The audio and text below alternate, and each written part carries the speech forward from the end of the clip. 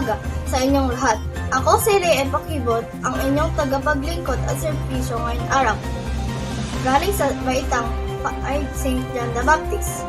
Mainit-init na balita tungkol kay Safronio Vasquez bilang first Asian na nanalo sa Voice USA. Isa lang naman sa ito sa gumawa ng history sa Voice USA. Siya ay si Safronio Vasquez.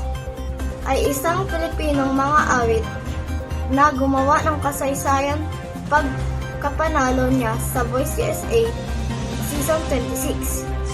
Siya ang kauna-unahang Asianong Pilipinong nagwagi ng prestihiyosong patimpalak sa gabay ng kanyang coach na si Michael Bublé. Umanga ang mga manonood sa kanyang mga pagtatanghal ng Unstoppable ni Sia at Million Dreams.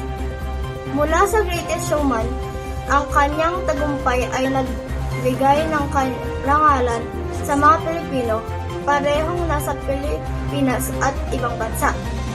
Bago pa man ang The Voice USA, sumali rin si Safronio sa tawag ng tanghalan ng It's Showtime.